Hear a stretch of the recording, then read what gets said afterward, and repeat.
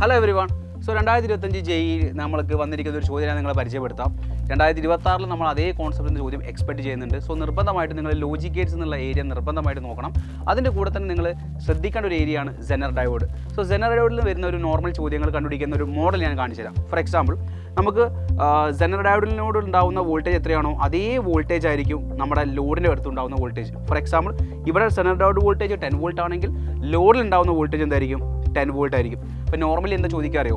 ഒന്നെങ്കിൽ ഈ റെസിസ്റ്ററിലൂടെ പോകുന്ന കറണ്ട് ചോദിക്കും, അല്ലെങ്കിൽ സെനർ ഡയോഡിലൂടെ പോകുന്ന കറണ്ട് ചോദിക്കും, അല്ലെങ്കിൽ ലോഡ് റെസിസ്റ്റൻസിലൂടെ പോകുന്ന കറണ്ട് ചോദിക്കും. അപ്പോൾ ഇതിൽ ഏതെങ്കിലും ഒന്നുമാണ് ചോദിക്കാൻ ചാൻസ് ഉള്ളത്.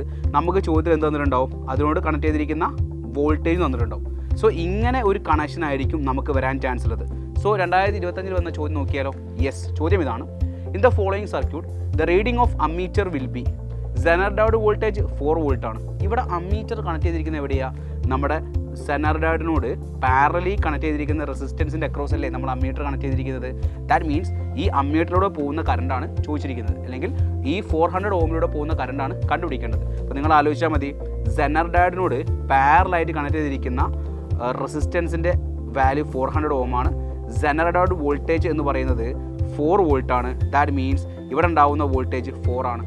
വോൾട്ടേജും അതിൻ്റെ റെസിസ്റ്റൻസും അറിയാമെങ്കിൽ അതിലൂടെ പോകുന്ന കറണ്ട് എത്രയാണ്? I is equal to V by R. V is given that 4, resistance is given that 400.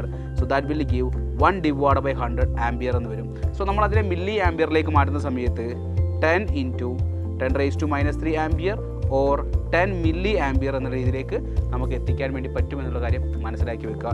So ഇനി സപ്പോസ് സെനർ ഡയോഡിലൂടെ പോകുന്ന കറണ്ടാണ് ചോദിച്ചിരിക്കുന്നതെങ്കിൽ ഈ റെസിസ്റ്ററിൻ്റെ അക്രോസ് പോകുന്ന കറണ്ടാണ് പിടിക്കുക. ഈ റെസിസ്റ്ററിൻ്റെ അക്രോസ് ഉണ്ടാകുന്ന വോൾട്ടേജ് എത്രയായിരിക്കും? നമുക്ക് തന്നിരിക്കുന്നത് 12 വോൾട്ട് അല്ലേ. ഇവിടെ 4 വോൾട്ട് ഇതിൻ്റെ രണ്ടിൻ്റെ അക്രോസ് പോയിട്ടുണ്ടെങ്കിൽ ബാക്കി ഉണ്ടാകുന്ന 8 വോൾട്ട് ആയിരിക്കും 100 ഓമിൻ്റെ അക്രോസ് ഉണ്ടാവുക. സോ ഇതിലൂടെ പോകുന്ന കറണ്ട് കണ്ടുപിടിക്കുക. ഈ കറണ്ട് നമുക്കറിയാം. ഇനി സെനർ ഡയോഡിലൂടെ പോകുന്ന കറണ്ട് ആ വഴിക്ക് നമുക്ക് അപ്ലൈ ചെയ്യാം. ഈ 3 മെത്തേഡ് മാത്രമേ നിങ്ങൾക്ക് ശ്രദ്ധിക്കേണ്ട ആവശ്യമുള്ളൂ. സോ ഈ ഒരു ചോദ്യം നിങ്ങൾ എക്സ്പെക്ട് ചെയ്യുക. So answer is option 3.